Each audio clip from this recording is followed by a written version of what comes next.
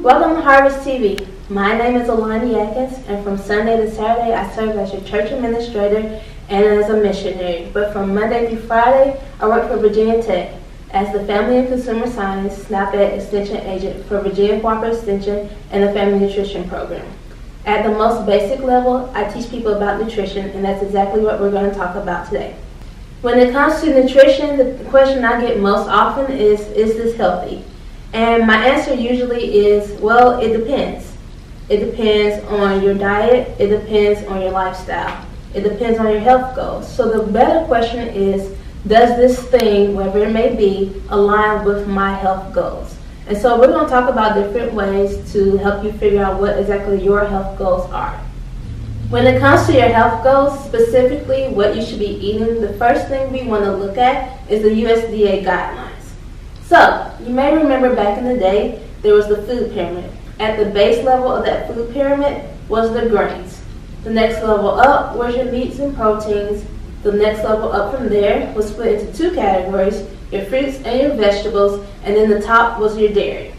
In 2011, the USDA updated their guidelines and they changed the pyramid to MyPlate. What I love about MyPlate is that it makes it easier to translate the USDA's guidelines to what you actually should be eating in a day. The first thing you'll notice with MyPlate is that half of your plate should be fruits and vegetables. When it comes to fruits, the recommended serving size is 1.5 to 2 cups a day. Now it doesn't matter if it's fresh, if it's frozen, or if it's canned. The one thing you do want to make sure you're paying attention to though is with your canned fruits, that you either have it canned in 100% juice or in water. You want to avoid any fruits canned in syrup. Fruit juice can count as one of your sources of fruit, but it has to be 100% juice. It can't be tea, it can't be Kool-Aid, it can't be lemonade. When it comes to your vegetables, the recommended serving size is 2 to 3 cups. And again, it doesn't matter if it's fresh, if it's frozen, or if it's canned.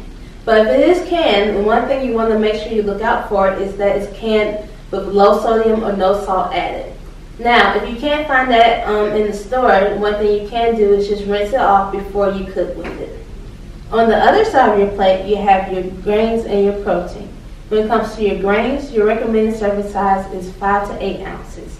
With your grains, you want to make sure at least half your grains are whole grains. A whole grain would be like whole grain bread, brown rice, quinoa. Those are really great examples of whole grains. The next part is your proteins. When it comes to your proteins, the recommended serving size is 5 to 6.5 ounces. With proteins, you want to make sure that your proteins are lean. So lean ground turkey, lean ground beef, lean chicken, lean poultry, whatever it is, you want to make sure that has less fat on it. The last section is dairy, and the recommended serving size is 3 cups. That could be cheese, that could be milk, that could be yogurt. The thing you want to pay attention to with dairy is that it's either low fat or fat free. Dairy can also include your plant-based milks like almond, cashew, or even oat milk. The main thing is that you want to make sure you have a source of calcium.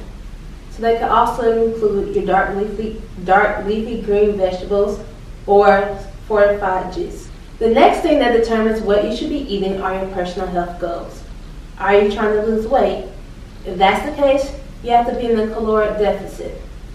To be in a caloric deficit, basically you have to burn more calories than you consume.